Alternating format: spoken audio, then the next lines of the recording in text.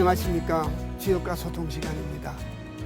오늘은 계사편 6장에 대해서 공부를 하려고 합니다. 그 계사편 6장의 내용이라는 것이 역도는 어떻게 구성이 되어 있고 그 역도라는 것이 무엇인가, 역도가 근본지도겠죠.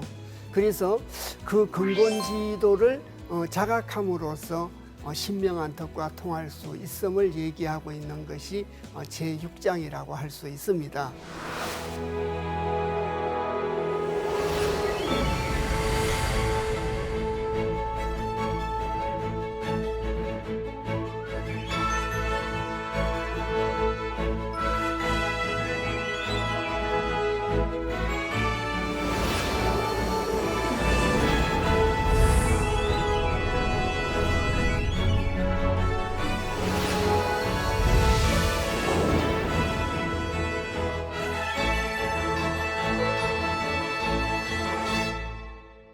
그 6장의 내용부터 이제 구체적으로 살펴보도록 하겠습니다. 방금 그 말씀드렸듯이 계사편 제6장이라는 것이 역도가 근본지도고, 이러한 근본지도, 하늘과 땅의 법칙을 밝히고 있는 근본지도를 자각을 하면 천지의 이치를 알게 되기 때문에 만물의 어떤 이치나 신묘한 그런 덕과 통할 수 있음을 갖다가 얘기하고 있는 것이 계사편 제6장이다. 이렇게 말씀드릴 수가 있습니다. 그래서 6장의 내용으로 들어가 보겠습니다. 자왈, 근고는 기역지문야인저, 그는 약물야이요 고는 음물야이니 음양이 합덕하야 이강류 유체라 이체 천지지선하며 이 통신명 지덕하니라. 그래서 문장이 좀 긴 편입니다. 주역은 늘 이제 한문 문장이다가 보니까 느낌은 어렵게 다가올 수 있는데, 그래서 실제로 하나하나를 구체적으로 살피면 결코 그렇게 어려운 게 아니다. 그래서 저희들이 이제 오래된 얘기입니다만 계사상편 제1장을 공부를 하면서 천지지도는 근본지도고 근본지도는 이간지도다. 이간지도라는 게 쉬울 이자와 간단할 간자를 썼으니까 쉽고 간단한 도가 근본지도라는 거죠. 그래서 음양지도, 근본지도는 어려운 게 아니라 쉽고 간단한 도다. 그래서 이간지도다. 그 쉽고 간단한 도가 공간에서 군자의 덕업으로 드러나게 되는 걸 설명했던 것이 계사상편 제1장이었습니다. 소위 말하면 주역 철학의 어떤 우주론이다, 이런 거죠. 그래서 근본에 대한 얘기를 갖다가 이렇게 시작을 해가지고 이걸 좀 더 세밀하고 구체적인 의미를 이래 살펴보도록 하겠습니다.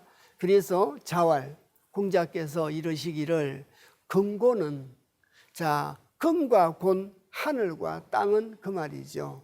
잠시 이 칠판을 조금 보시겠습니다. 저희들이 계사상편 제1장을 할 때도 누누이 말씀을 드렸습니다. 그래서 이 천지라고 하는 것, 천지에다가 인격성을 가미시키게 된 것이 바로 근곤입니다. 그래서 이건 하늘 천자고 이건 하늘 근자죠. 이건 땅지자고 땅곤자지 않습니까?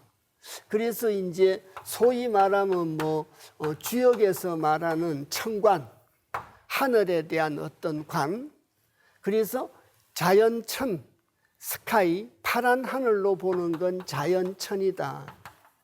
그런데 여기에 인격성이 가미돼 가지고 주제천, 인격천, 이렇게 얘기를 합니다. 그래서 하늘이라는 것은 인간사를 주제를 하고, 또 하늘은 착한 일을 하면 상을 주고 나쁜 짓을 하면 벌을 준다는 인격천의 성격을 갖고 있다는 거죠. 그래서 이 자연천에다가 인격성을 가미시킨 것이 바로 근곤이다, 이렇게 말씀드릴 수 있습니다. 그래서 하늘천자와 하늘근과 하늘곤의 어떤 뜻의 차이를 다시 한번 이렇게 말씀을 드렸고, 자, 경문에서 근곤은 역지문야인저 이렇게 얘기를 하고 있습니다. 그럼 주역이라고 하는 것은 64개로 구성이 되어 있다, 늘 이렇게 말씀을 드렸고, 64개의 첫 번째 효가, 주역은 음양지도죠. 음양지도고 양으로만 구성되어 있는 것이 근이고 하늘이죠. 하늘이 있어야 그 다음 땅이 있게 되는 거고, 하늘과 땅이 만나서 하늘의 기운과 땅의 기운이 만나가지고 만물을 갖다가 생성하게 된다. 그래서 주역의 세 번째에 진칠둔자인데 어려울 둔자. 하늘의 기운과 땅의 기운이 합쳐져 가지고 만물을 생성을 하고 만물을 만드는데, 만물이 창생이 되는 것은 쉬운 일이 아니고 굉장히 어렵다는 뜻으로 땅을 뚫고 나가는데 힘이 들기 때문에 꼬리가 이렇게 꼬부러진 거죠. 이렇게. 그래서 이제 진칠둔자, 어려울 둔자로 해서 주역의 구성이라는 것이 소위 말하면 석계죠.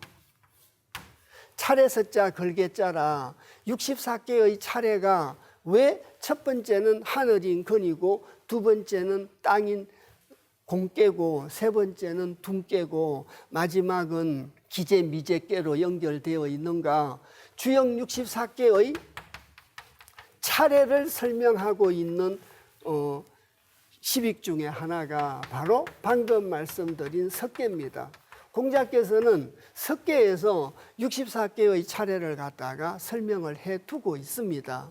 그런데 거듭거듭 말씀드리지만 첫 번째는 전부 양으로 구성되어 있는 근이고 두 번째는 음으로만 구성되어 있는 곤이라 근곤은 음양이다, 이런 등식이 성립을 하겠죠. 그래서 이 64개의 첫 번째 개가 근깨고 두 번째 개가 공깨며, 또 방금 말씀드렸듯이 하늘은 양이고 땅은 음이라 음양지도죠. 만물은 음양으로 구성이 되어 있다.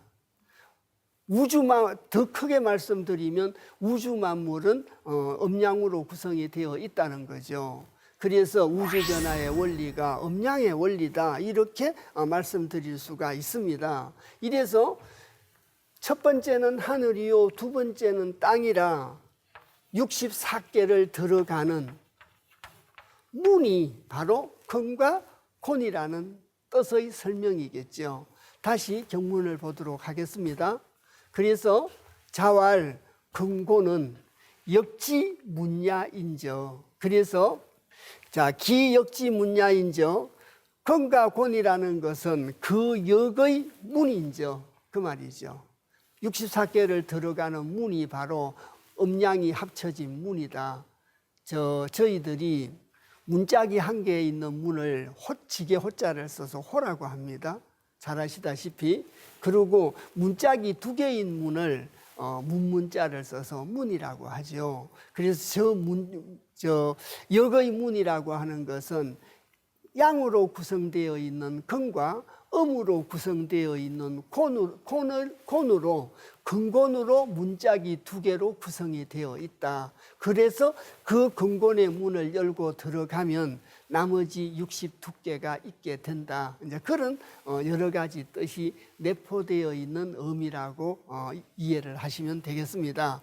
방금 제가 서두에 말씀드렸듯이 근은 양물야이요 곤은 음물야이니, 그래서 근이라고 하는 것은 약물이고 곤이라고 하는 것은 음물이라고 하는 거죠. 그래서 이제 더 간단하게 근곤은 음양이다. 그래서 근곤지도는 음양지도다, 이렇게 등식화시키고 일반화시킬 수 있습니다.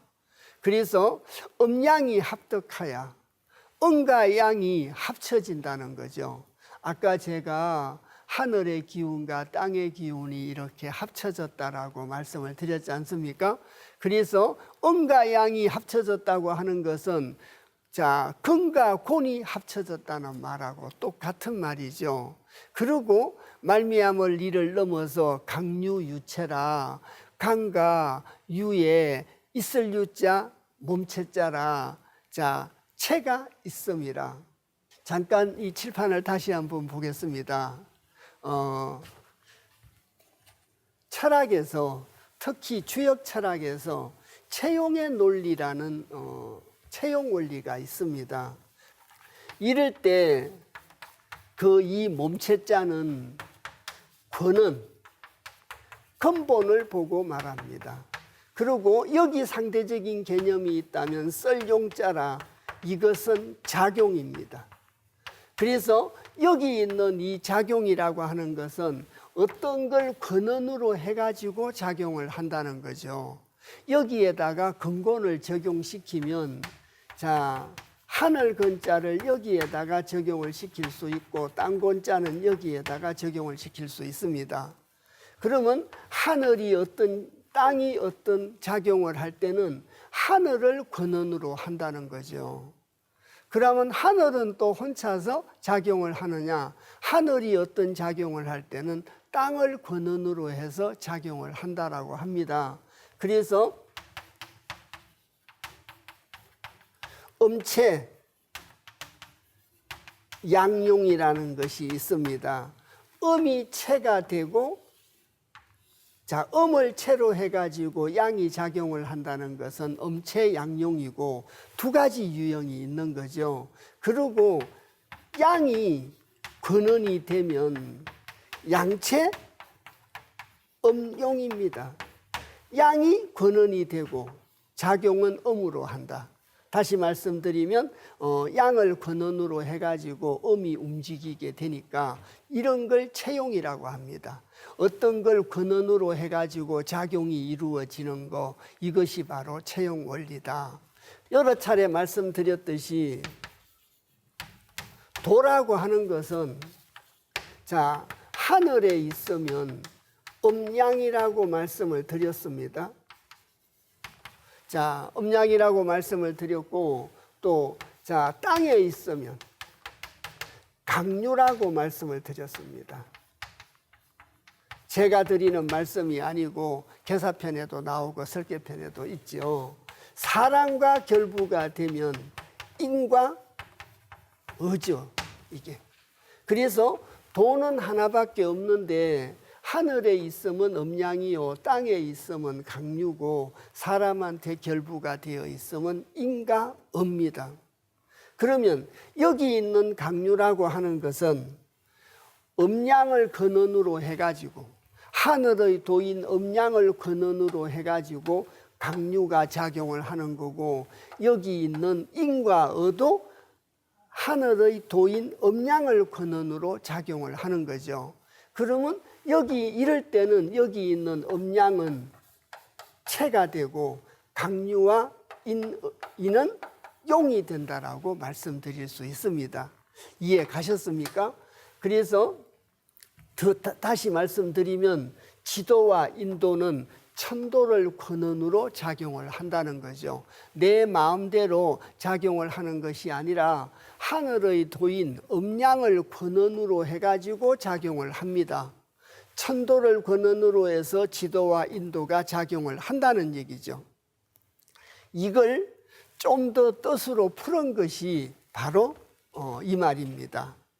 음양이 합덕하야. 그래서 자, 하늘은 양이고 땅은 음인데 땅 기운과 하늘의 기운이 합쳐졌습니다. 그리고 두 번째, 음양이라고 하는 것은 방금 말씀드렸듯이 도라고 하는 것이 하늘과 결부되어 있으면 음양이라고 말씀을 드렸습니다. 또 계사상편을 설명 말씀드리면서 이 얘기를 한번 말씀드린 적도 있습니다.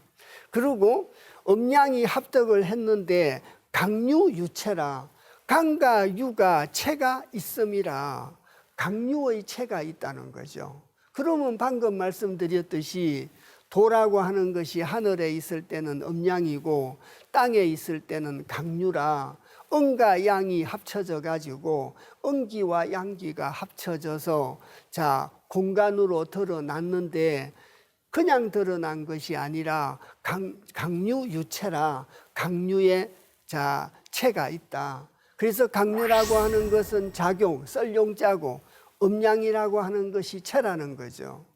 여러 차례 지금도 여러 차례 반복 설명 말씀을 드리고 있습니다. 그래서 다시 말씀드리면 음양은 체고 강류는 용입니다. 그래서 강류의 체가 바로 음양이라는 거죠. 지도의 체가 천도라는 겁니다. 하늘의 도와 사람의 도는 제멋대로 이루어진 것이 아니라 하늘의 도를 근원으로 해가지고 작용을 하게 된다는 뜻입니다. 그래서 천지인이 하나로 연결되어 있다 이렇게 이해하셔도 되겠습니다. 자, 이체천지 자 지선하며 써이자에다가 몸체자입니다. 저 몸체자를 다른 뜻으로 새기면 체험할 체자, 체득할 체자의 뜻입니다. 그래서 여기서는 체험할 체자, 체득할 체자의 뜻으로 이해를 해주시고 새기시면 되겠습니다. 그리고 하늘천자, 땅지자, 갈지자, 지열선자, 또 글지열 찬자도 됩니다. 그런데 여기서는 이제 선자로 읽습니다. 그런데 이 구절에서는 지열선자보다 일선자, 갖출선자 이런 식으로 뜻을 새겨주시면 되겠습니다. 그러면 읽어보겠습니다. 그래서 이체천지 지선하며 이로써 천지의 일을 체험하게 된다. 천지의 일을 체험하며 그 말이죠. 그래서 이를 통해 가지고 음양이 합적하여 이 강류 유체라. 그래서 자 강과 유의 체가 있게 되고 이것을 갖다가 자각하고 이해를 하게 됨으로써 천지의 일을 갖다가 체험하게 된다는 거죠. 하늘과 땅의 이치를 체험하게 된다 이렇게 이해를 하시면 되겠습니다. 그래서 하늘과 땅의 일을 갖다가 체험하며 이 통신명지덕 하나니라. 그래서 주역에서 이체천지 지선하며 이통신명지덕 하나니라 이런 말을 간용구처럼 그냥 자주 많이 쓰는 용어들입니다. 그래서 이제 뜻으로 이해하기 쉽게끔 풀어서 말씀드리자면 방금 말씀드렸듯이 이로써 천지의 일을 체험하게 되고 이로써 신묘하게 밝은 덕과 통하게 된다. 늘 말씀드렸습니다. 지역에서 귀신신자라고 하는 것은 죽은 조상의 귀신을 말하는 것이 아니라 하늘의 섭리를 귀신이라고 한다. 신묘할 신자로 읽습니다. 그래서 이로써 통할 통자, 자 신묘할 신자죠. 밝을 명자, 갈지자, 덕덕자라 신묘하게 밝은 덕과 통하게 된다는 거죠. 그래서 방금 말씀드렸듯이 신이라고 하는 것은 하늘의 섭리라고 말씀을 드렸습니다.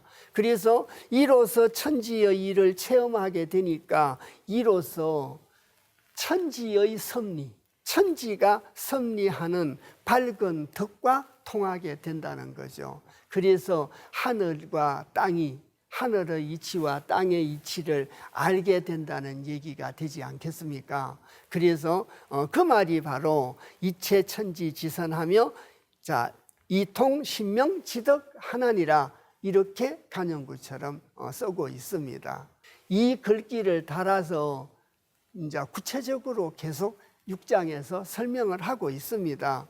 그래서 근본 지도 안에는 음양이고 강류에는 음양의 체가 있다는 걸 설명하고 있고 또 그걸 이해하고 자각하게 됨으로써 천지의 일을 체험하고 신묘하고 밝은 덕과 통하게 된다. 그래서 간단하게 말씀드리면 지금 읽은 구절의 뜻이 역도 속에는 역이라고 하는 것은 역도라는 것은 근본 지도를 말한다. 이렇게 단정적으로 설명 말씀드릴 수 있습니다. 더러 이렇게들 말씀을 하시는 분들이 계십니다. 주역은 64개가 있는데 근깨와 공깨를 알면 주역을 다 아는 거야, 이렇게 말씀하시는 분들도 계십니다.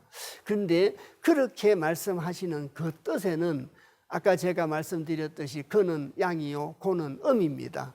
그래서 근곤을 알면 64개를 안다는 것은 음양지도를 알면 64개를 안다는 뜻이지, 64개 중에 근과 곤만 알면 나머지 64개를 다 안다는 뜻은 아닙니다.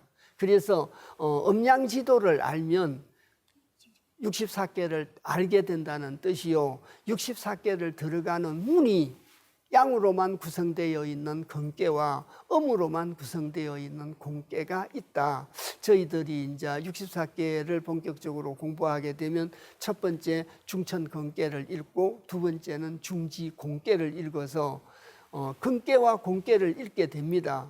방금 여기서 말씀드린 대로 근고는 역지문야인죠. 역의 문인죠. 그래서 64개를 들어가는 문이라는 거죠. 그래서 역도 안에는 근곤지도가 있다. 그래서 좀 더 부연해서 말씀드리면 역도가 근곤지도고 근곤지도가 역도다, 이렇게 단정적으로 말씀드릴 수도 있습니다. 자, 그래서 계속 역은 근곤지도고 근곤지도가 역이라 역에 대해서 계속 설명을 합니다. 역 속에는 근곤지도가 들어있고, 자, 그 내용을 구체적으로 설명해 가면서 기친명야 자비풀을 하나 억의 기류엔 기세 세지 어야 인저, 이제 자세히 살펴보도록 하겠습니다. 그래서 거기자에다가 일컬을 칭자에다가 이름 명자입니다. 역을 살펴보니까 근곤으로 구성이 되어 있고, 근곤은 역의 문이고 역은 64개로 구성이 되어 있다. 그래서 기칭명야는 자비풀을 하나, 썩길잡자입니다. 그 칭하는 이름이죠. 그 이름의 칭함은, 주역이라는 이름의 칭함은, 주역이라는 것이 변역이고, 변할 변자 바뀔 역자라 변역이고, 바뀌지 않는 부력이고, 쉽고 간단한 이간이다. 주역의 세 가지 뜻을 그렇게 얘기하지 않습니까? 다시 말씀드리면 주역은 이간이고, 두 번째는 변하는 이치를 설명한 변역이고, 바뀌지 않는 이치를 설명하고 있는 부력이다. 그래 세 가지 주역의 성격을 말씀드릴 수가 있습니다.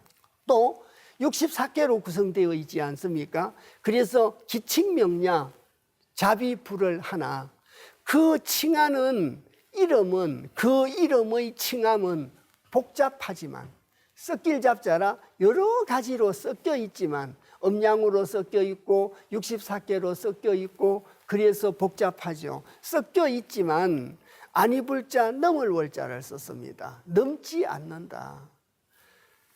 자, 주역의 내용을 살펴볼 때, 근곤으로 구성되어 있는 주역을 살펴볼 때 그 이름의 칭함은 굉장히 복잡하고 여러 가지가 섞여 있지만 64개로 구성되어 있는 역도의 범주를, 역도의 내용을 벗어나지는 않는다는 얘기입니다.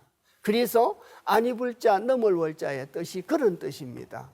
이름은, 그 이름의 칭함이 복잡하고 여러 가지가 섞여 있지만 역이라고 하는, 64개라고 하는 그 역도의 내용을 벗어나지는 않았다고 하는 겁니다. 자, 어조사 어자 상고할 개자를 썼습니다. 그 기자 무리유자를 썼죠. 그 유를 상고해 보건대, 그 유를 살펴보건대, 이렇게 해석할 수도 됩니다.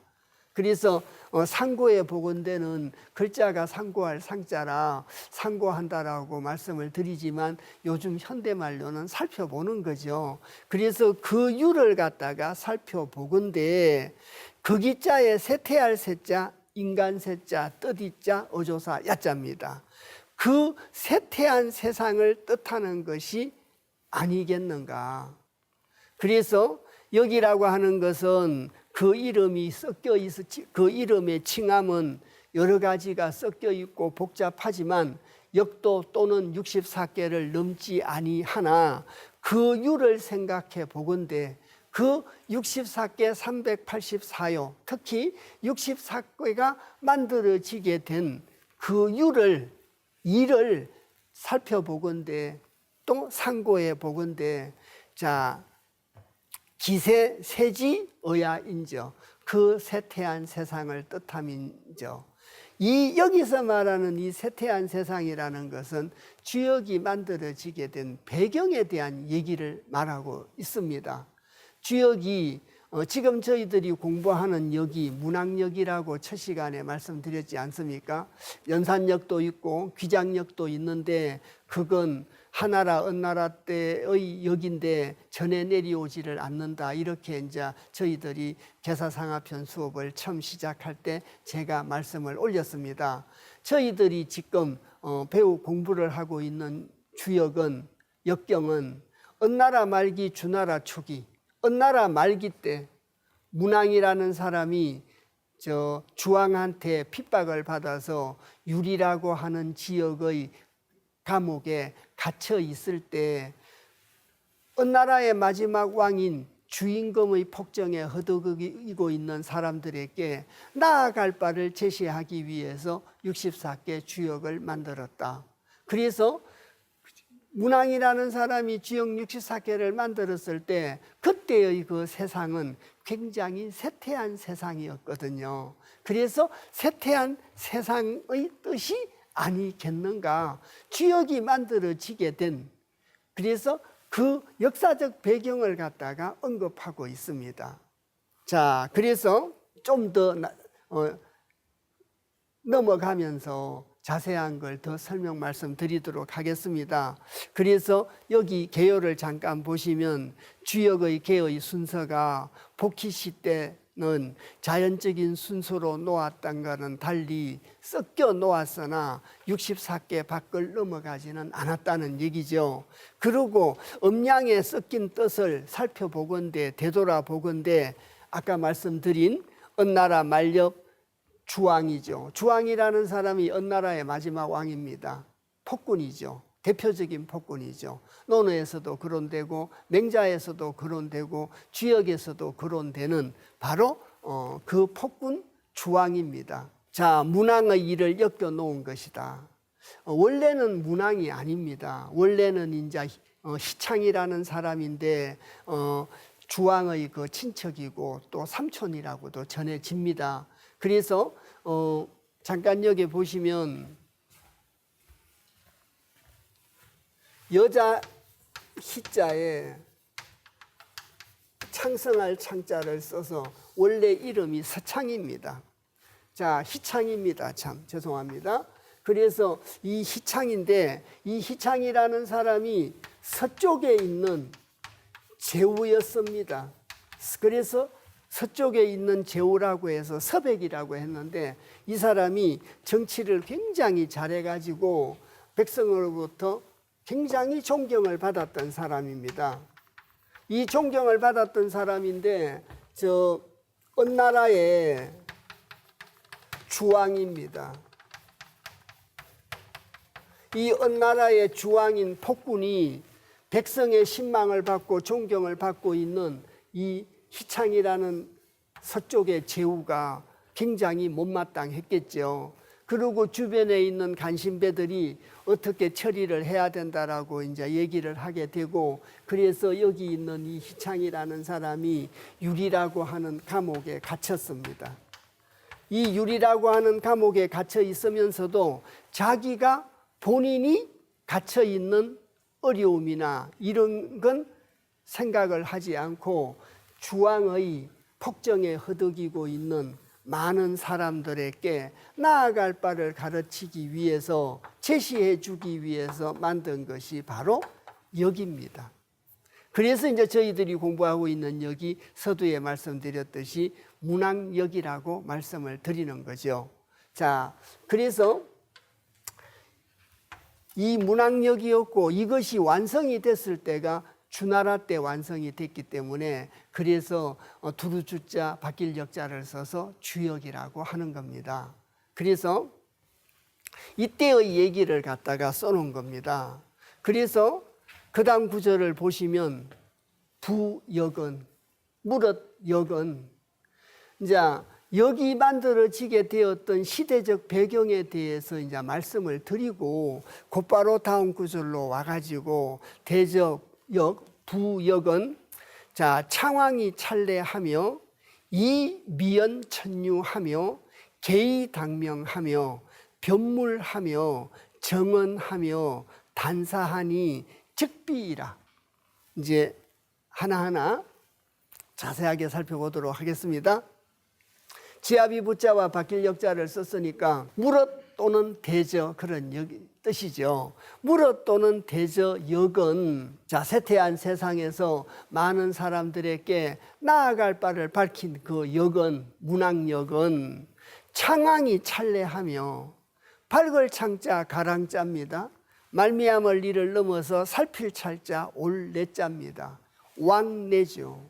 그래서 지나간 것을 밝히고 다가옴을 살핀다는 뜻입니다. 지난 과거를 밝히게 되면 다가옴을 살필 수 있다 그 말이죠. 자, 대저 또는 무릇 역이라고 하는 것은 지나간 것을 밝혀가지고 다가온 것을 안다라고 하며 살핀다라고 하며 말미암을 이를 넘어서 작을 미자 나타날 현자 드러낼 현자 열천자입니다. 연다는 뜻입니다. 거역할 유자입니다. 우선 문자적 해석부터 먼저 해보겠습니다. 작은 것을 드러내고 거역한 것을 연다는 뜻입니다. 그래서 자 지나간 것을 밝혀서 다가옴을 갖다가 안다라고 하며 살핀다라고 하며 자 그래서 작은 것을 드러내고 거역한 것을 갖다가 밝힌다. 여기서 두 가지 뜻을 잠시 말씀을 드리겠습니다. 작을 미자는 글자 그대로 작을 미자고 미세할 미자입니다. 작지만 잘 보이지는 않지만 여기에서 드러냈다는 뜻입니다. 있는 걸 드러낸 겁니다. 자, 있는 걸 드러냈는데 미세하고 작아서 잘 보이지 않는 것까지 드러냈다 그런 뜻이겠죠.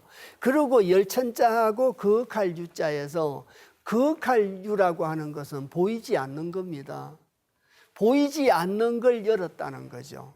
그래서 합쳐서 말씀을 드리면 작아서 미세해서 잘 보이지 않는 것, 있기는 있는데 잘 보이지 않는 걸 나타나게 하고 또 거역할 유자를 써가지고 보이지 않는 것을 드러냈다는 거죠.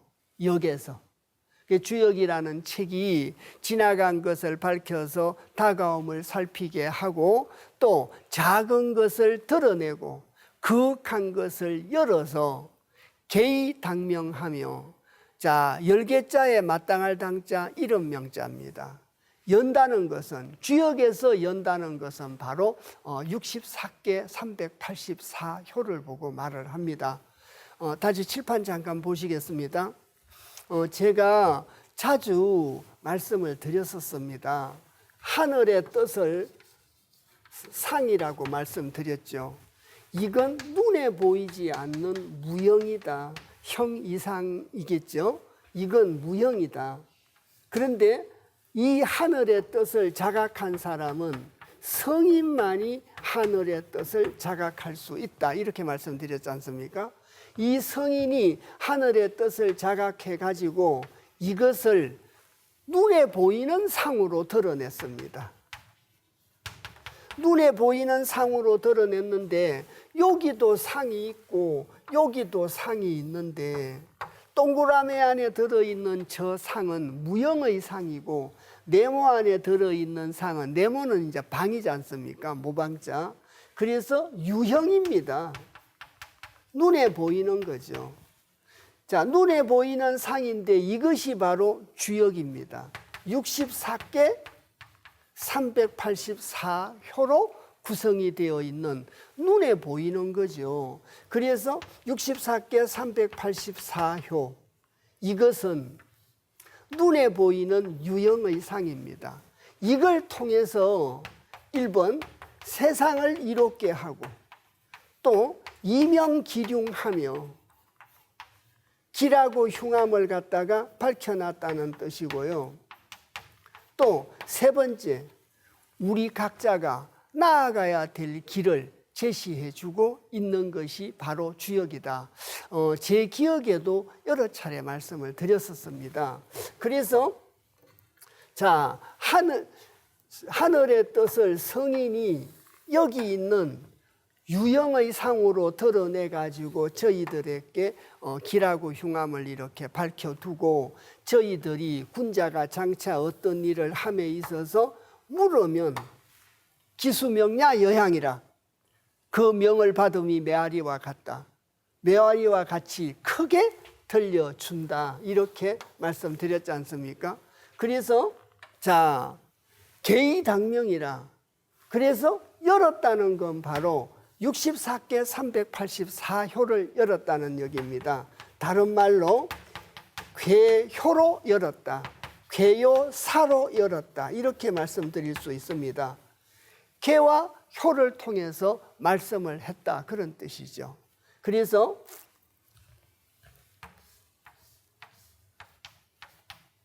이게 괴지 않습니까? 지천택괴입니다. 이 괴에 붙어 있는 말씀이 괴사죠.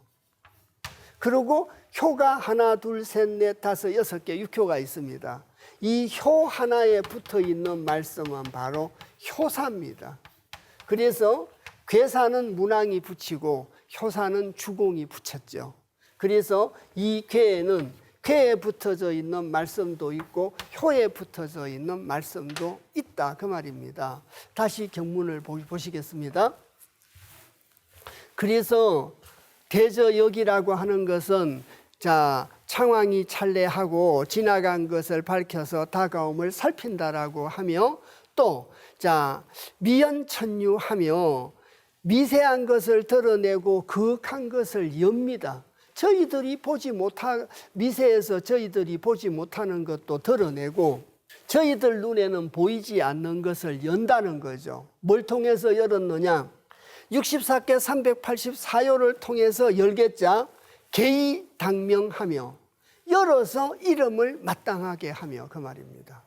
열어서 이름을 마땅하게 해가지고 괴사라는 이름, 단사라는 이름, 효사라는 이름, 이름을 마땅하게 하며, 그 말입니다. 자, 변물하며 정언하며, 그래서 분별할 변자 만물물자죠. 만물을 갖다가 분별한다는 겁니다. 자, 대저역이란 지나간 것을 밝혀서 다가옴을 살피고 미세한 것을 드러내고 거룩한 것을 열며, 자, 64개 384요를 열어서 이름을 마땅하게 하며, 64개 384요의 말씀을 통해서 만물을 분별하는 겁니다. 제 생각대로, 저희들 생각대로 만물을 분별하는 것이 아니라 64개 384요의 말씀을 기준으로, 성인지도를 기준으로 만물을 분별한다는 뜻이겠죠. 만물을 분별하고 정언하며, 자, 말을 바르게 하며 단사하니, 자, 끊을 단자인데 여기서는 자각할 단자로 읽어주셔야 됩니다. 자, 주역의 말씀, 계요사의 말씀으로 만물을 분별하고, 또 자, 정언하며 말을 갖다가 바르게 하며, 또 계요사를 통해서 저희들에게 전해주는 그 말씀을 결단하니, 성인지도를 결단해야 된다는 얘기죠. 결단하니 나중도 아니고 곧적자를 쓰고 가출비자를 써서 곧 갖췄다, 모든 걸 갖췄다는 뜻이죠. 주역은 천하의 모든 이치를 다 갖췄다, 천하 만물의 이치를 다 갖췄다, 이렇게 말씀드릴 수 있습니다. 이 뜻이 그런 뜻입니다. 가출비자의 뜻이.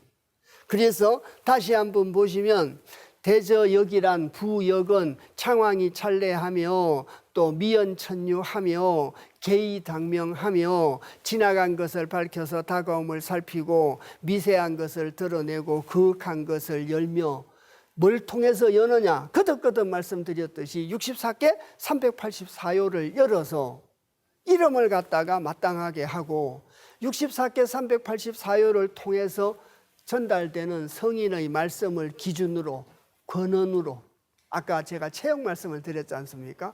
그걸 근원으로 해가지고 만물을 분별하고 말을 바르게 하고 말씀을 결단하는 것이죠.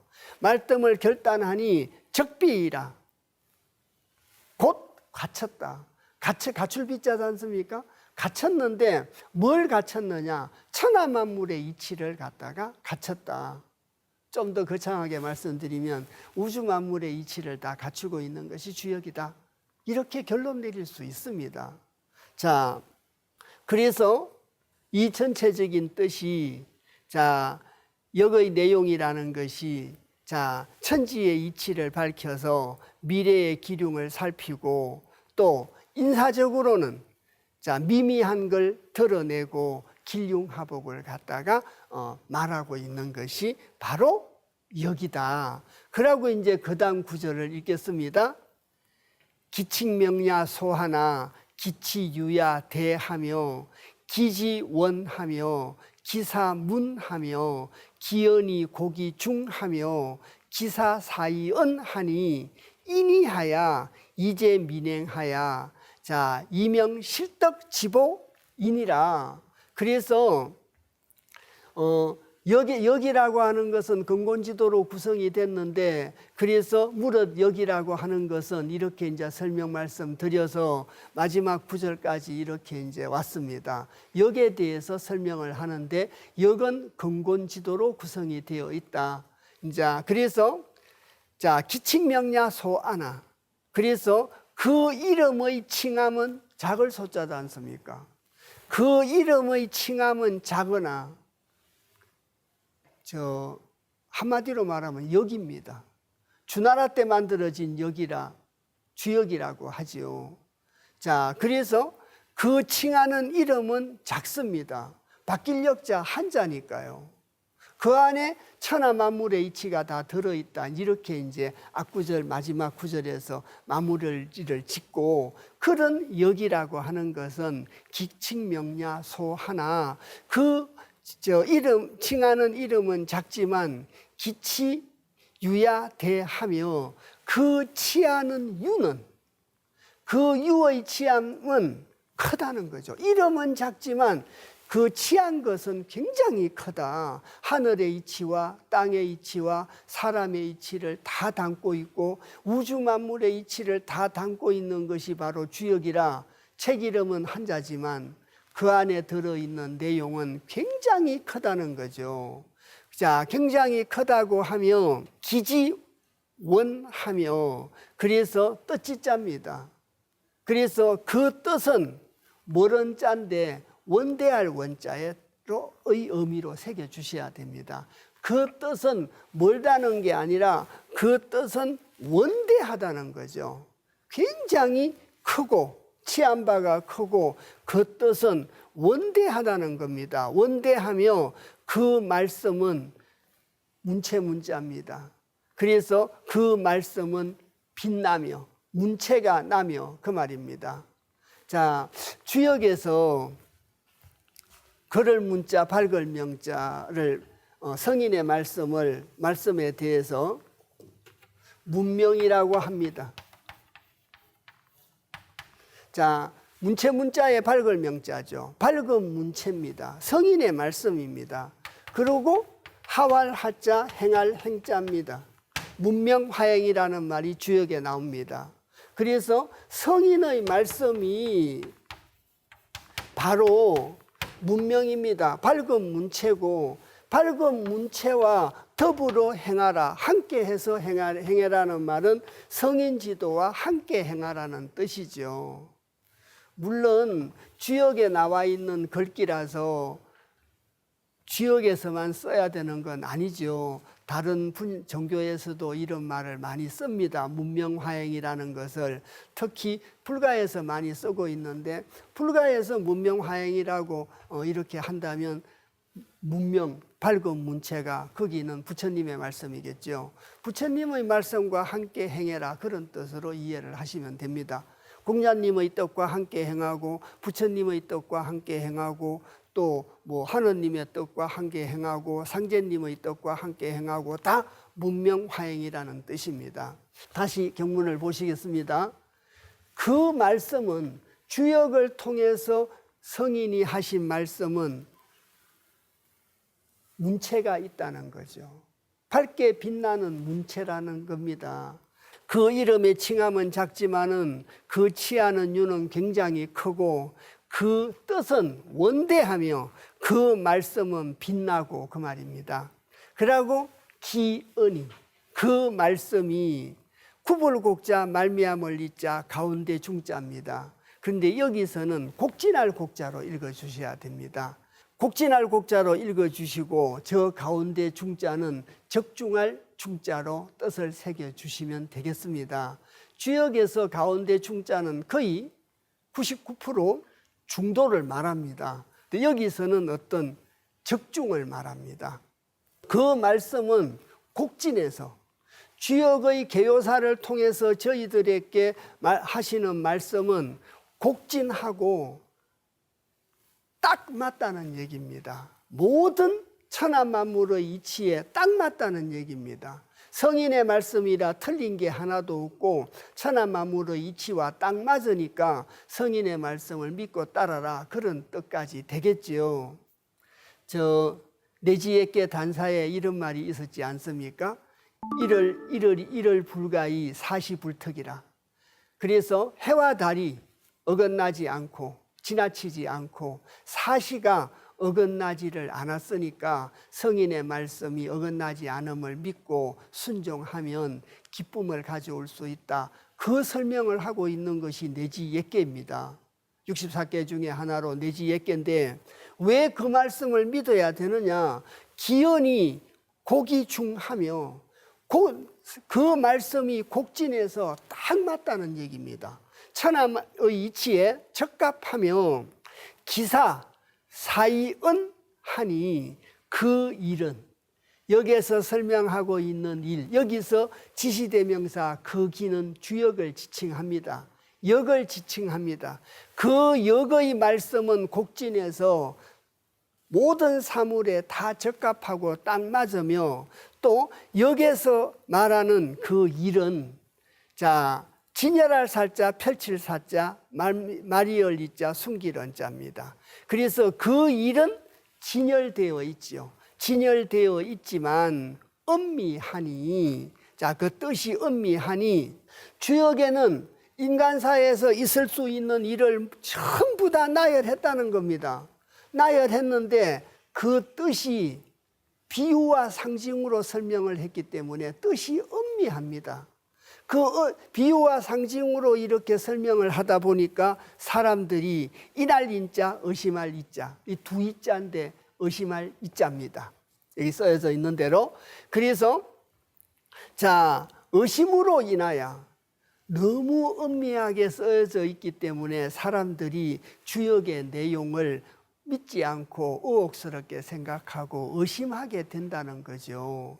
그런데 자 인이하야 그 의심으로 인하여 이제 민행하야 이로써 백성의 행함을 갖다가 건질제자입니다. 의심해서 건지는 거죠. 주역을 통해서 성현이 말씀하신 걸 아까 단사라는 말이 있었지 않습니까? 깨달을 단자, 말씀 사자. 그래서 끊을 단자인데 자각할 단자, 결단할 단자다. 이렇게 말씀을 드렸습니다. 그래서 말씀을 자각하게 됨으로써 자 말씀을 자각해야 되는데 주역 속에 펼쳐져 있는 일들이 엄미하게 비유와 상징으로 이렇게 설명을 하고 있기 때문에 이로 인하여 자 이러한 의심으로 인하여 이제 민행하니 그 의심을 다 풀었다는 얘기죠. 풀어줬다는 얘기입니다. 결단을 해가지고 의혹을 풀어줬다는 얘기죠. 뭘 통해서? 주역을 통해서. 주역의 말씀을 통해 가지고 64개 384요의 얘기를 통해 가지고 의심으로 인한 걸 다 풀어주고 또 주역의 말씀으로써 자 건질제자 백성민자 가랭자라 사람들이 행함을 건졌다는 거죠. 사람들이 세상 살면서 사람인지라 자 칠정에 해당하는 욕심들이 있게 되어 있죠. 그래서 수면욕도 있고 또 식욕도 있고 성욕도 있고 물욕도 있고 여러 가지 인간적인 욕심, 탐욕, 탐진치 이런 걸 갖고 있지 않습니까? 그래서 주역에서 어떻게 사는 것이 가치 있고 의미 있는 삶의 방식인가를 설명을 해가지고 자, 은밀하게 드러냄으로써 사람들이 의심하고 있던 걸 결단하게 해주고 또 주역의 말씀으로서 소인지도로 가고 있는 소인지도에게 의지하고 있는 사람들을 건져낸다는 거죠. 세상 사람들이 타락해 있으면 세상이 타락되어 있다면 공자께서는 도로서 오로지 건질 수 있다라고 합니다. 그래서 도로서 건질 수 있다. 그중 한 가지의 말이 이재민행입니다.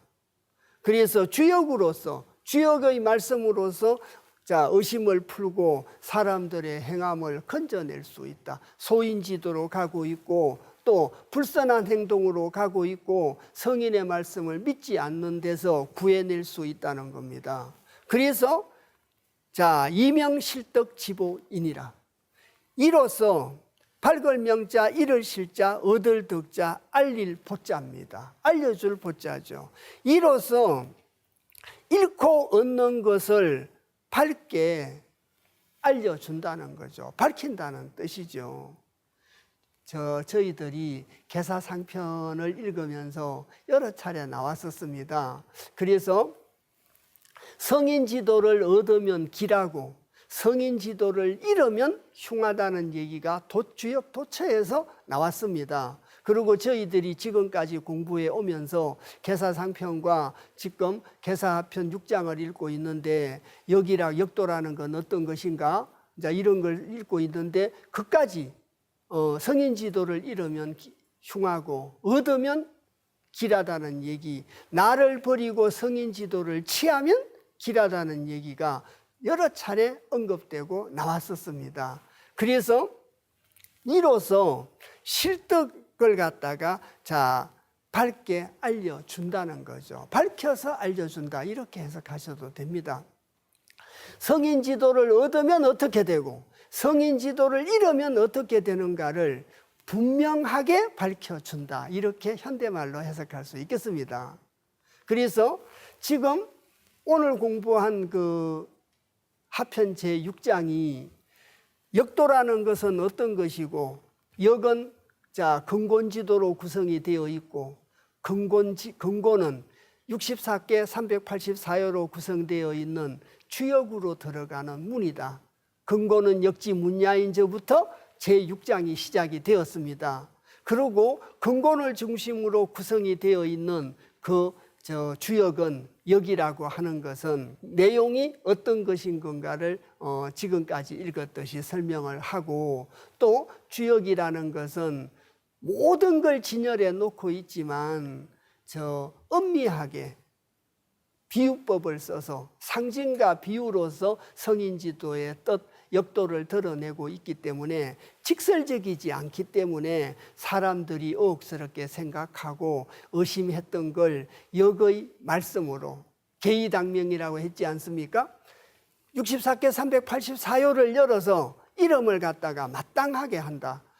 64개 384요를 통해서 자 알려준다는 얘기죠. 의혹스러운 걸 다 깨우쳐주고 또 64개 384요의 성인의 말씀으로 이제 민행하야 자 많은 사람들에게 얻고 잃는 것이 무엇인가를 그래서 길함을 얻으려면 성인 지도를 취해야 되고 흉함은 소인 지도를 취하게 되면은 자 소인 지도에 의지하게 되면은 흉하게 된다는 것을 밝게 분명하게 밝혀준다. 이것이 오늘 같이 공부한 계사편 6장의 전체적인 내용이었습니다.